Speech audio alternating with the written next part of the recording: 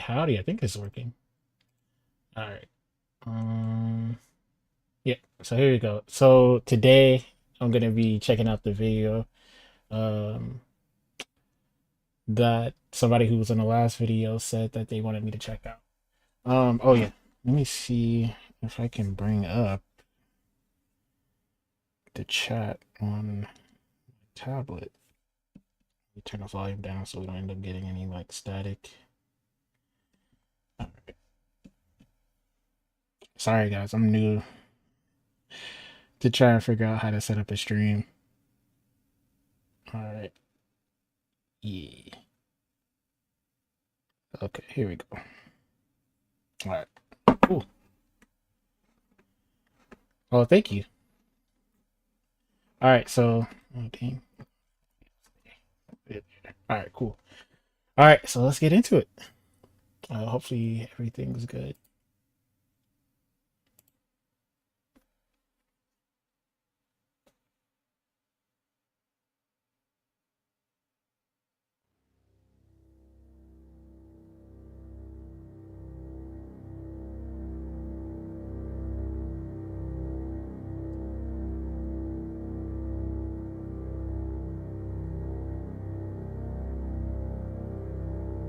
One of the most important lessons in my life is that almost everything I was brought up to believe turns out to be untrue. Now, I don't blame my parents for this. In fact, I don't blame anyone for this. They, just like everybody else, was brought up with the same founding, justifying, centralizing myths. All classes have them, all groups of people subscribe to them, and they're always wrong.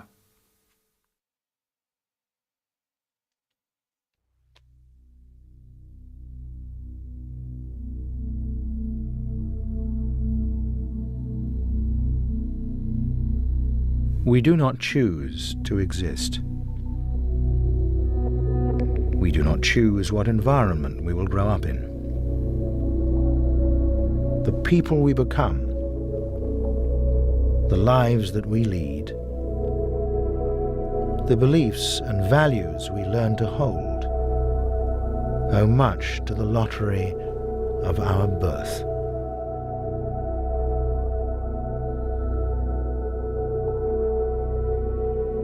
Our starting point in life is one of reliance on forces over which we have no control.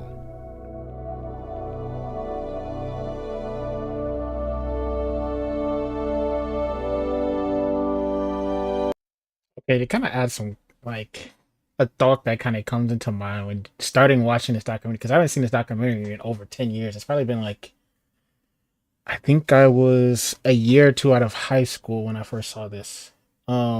Which was like 10 or 11 years ago. And oh wow, that's actually longer than that. Anyways, um if you could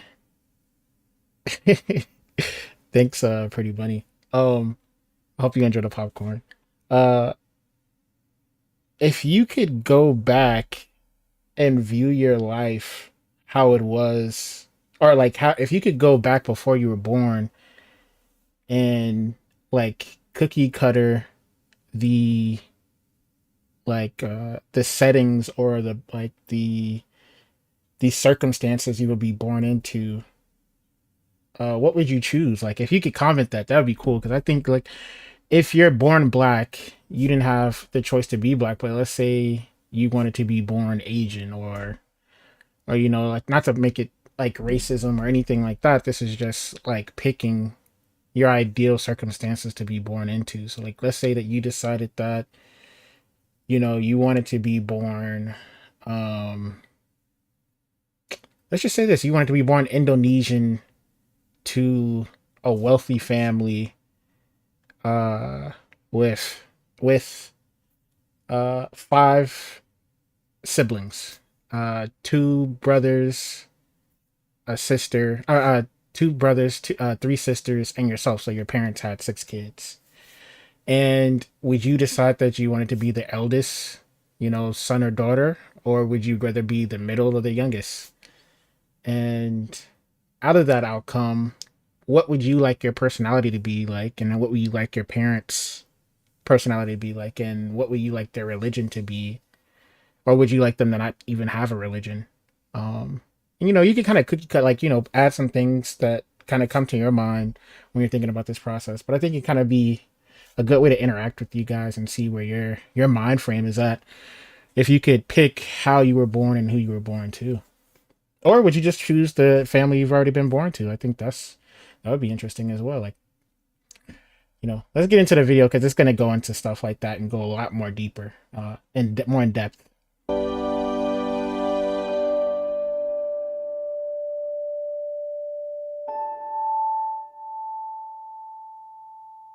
It's a cute baby. Long before we can shape the world has firmly shaped us. But what we are shaped into is no accident. For though our entry into this world is arbitrary, the world that greets us is not. We have evolved, first of all, to pay attention to our parents and pretty much to believe whatever they tell us the first few years of our lives. We're all born almost fully fledged as citizens, as members of a particular class, citizens of a particular country, believing that that's the only way it can be and the only way it will always be. But of course, the context into which we are born is one which has been highly engineered by particular political and economic forces. The environment we grow up in provides us with its own picture of reality.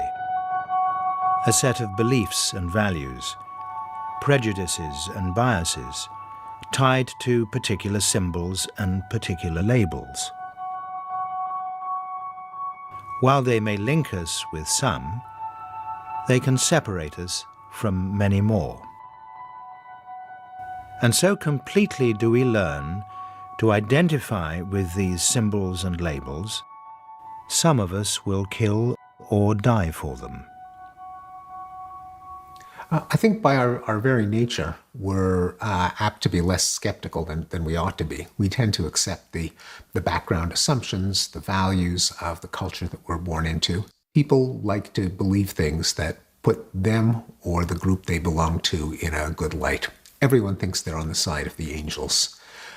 Realizing that you are apt to think better of yourself and your gender and your religion and nation than you ought to is the first step towards getting an objective assessment of what you and your group are like. One of the things that most effectively blinds us to our own role in the world and to our examining our own beliefs and our own actions is patriotism, or indeed adherence to any pre-established view of the world. But patriotism has a particularly effective role in preventing us from knowing ourselves, because you begin with the assumption that you are the best and most desirable country in the world. That's the central assumption of patriotism. Of course, it can't be true in all cases. It's probably not true in any cases. But it allows you not to see the bad things your country is doing and not to see the impacts that it exerts on other people. Patriotism is always conceived as a virtue, and as a result, it's a particularly powerful force in blinding us to certain realities.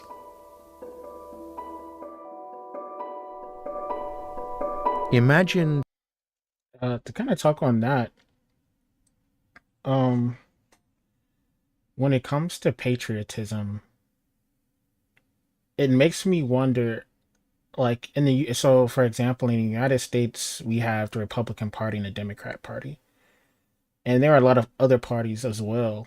And in my opinion, like, I don't view myself really 100% with either party, but I find it interesting how people on all, like, whatever affiliation that they assume, like, they associate with, will view their view on patriotism differently. And then I would also think that some people aren't even patriots to an extent, because I see now that people on both the Republican side and the Democrat side have people who are saying the US is doomed to fail. And it's an interesting viewpoint from my perspective because of the fact that throughout history, people have always said that their country is potentially doomed to fail or to go through a coup d'etat or what have you. But I'm seeing that the ideology from a lot of political parties is going to have those people who are very pessimists, and they're going to also have those people who are like true patriots and who are going to view their country as doing no wrong. And I think it's an interesting perspective to have, that your country can do no wrong, and also the other factor of your country is doing everything wrong. And when you think about it, we all want the place that we live in to be safe and secure and feel as though we can go out on the street and walk, or we can lay our head down at night and we're not going to have to worry about something happening to us while we're sleeping or at home. But when it comes down to patriotism, I just find this whole thing, like, I know I'm kind of going off topic with this, but I just find it interesting because it's just, I have so much stuff going on in my head when I just heard that last little sentence on how people can be so biased towards, like, I'm American. So a lot of Americans will be biased to America's the greatest country in the world. But then if you have people who are from France or the UK, or Germany or Canada or Australia or Brazil or Iran or Israel or Russia, Ukraine, China. Anyways, I can name a lot of different countries. But if your nationality, if you're from a certain country, you're going to view the things that your country does for the most part as being on the right side of history. And sometimes when you look back at the things that the country that you grew up in, like the things they do, was it in the benefit of the civilians, or did it have some type of longer term viewpoint? I don't know if I made a video on here or was the other channel, but I made a video about the Cuba Missile Crisis and how America was trying to, I guess the word it would be, manipulate civilians into believing that we had to assassinate Fidel Castro because he was going to attack America.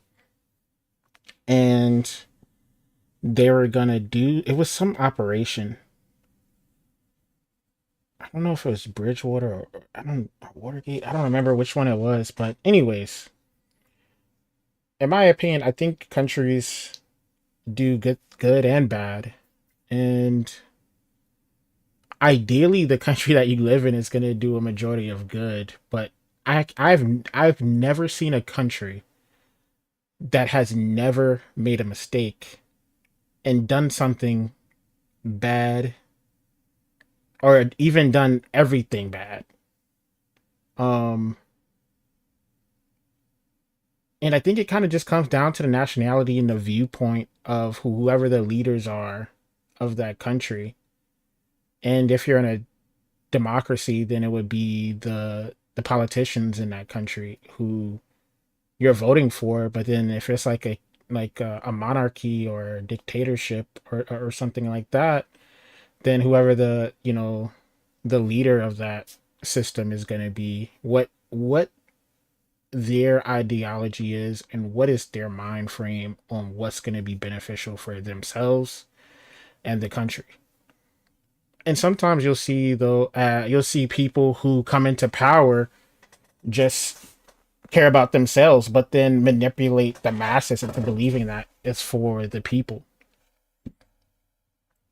And it's interesting to me because of the fact that human greed is really within us all. But anyways, I'm kind of going super in depth with this, but the like I love watching these type of documentaries because they really get me thinking about the world that I live in and the time that I live in and the history of the world and humanity and where we could potentially go from here. Like, 500 or 1,000 years from now, like, are we still having the same issues that we're having today in the year of our Lord 2025? Are we going to still have those same issues in the year 3025? Because when you think about it, 1,000 years ago, we were still having a lot of the same issues we were having now. Like, well, I'll just say even 2,000 years ago, let's just say that you're a landowner and you're concerned about paying your taxes to Caesar. Like that's an issue that people would still have today if they're a landowner and they have to pay their property tax to the government. I mean, it's a different time and it's a different system, a different country, a different ruler or political system. But the overall concept of having to pay your property taxes is something that still comes around today. That's been around for thousands of years. At least in, civilized nations, versus like before we had like civilization, I guess, as a nation. If that makes sense. That might make me sound so stupid, but as far as like organized nations having to pay property tax or taxes in general to whatever government or city or state that you live in. But anyways, let's get back into the documentary because this is already an hour and 16 minutes. Documentary. We might stop at 30 minutes and just break up into two because I could talk. Two enemies on a battlefield. Suppose it were possible to go back in time and swap them at birth, so that each child would be raised in the other's culture. In time, would each not end up fighting for the other side? A different flag, a different religion, a different ideology? And to talk about that, it's interesting because let's say that you have twins that are born and separated at birth, and they have completely different upbringings and different nations and different parents who have different viewpoints in the world and different religions.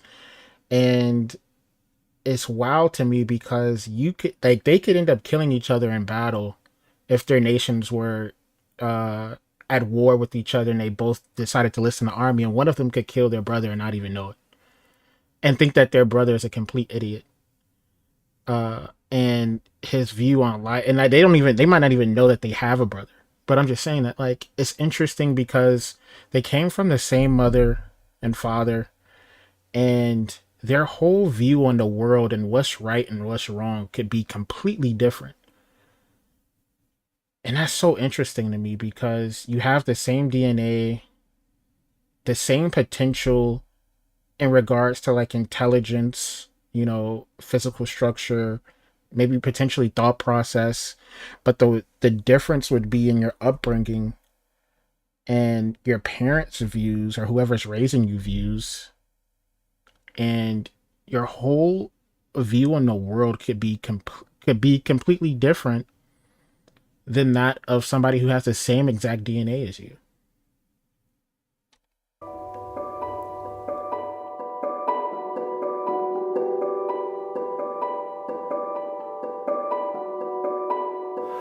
I think it's a source of great tragedy that we're apt to believe our own self-serving story, to sincerely believe that we are seeing the world as it is and that other people are deluded or dishonest or impervious to reason. And you can have two people sincerely believing opposing views about themselves and the other side.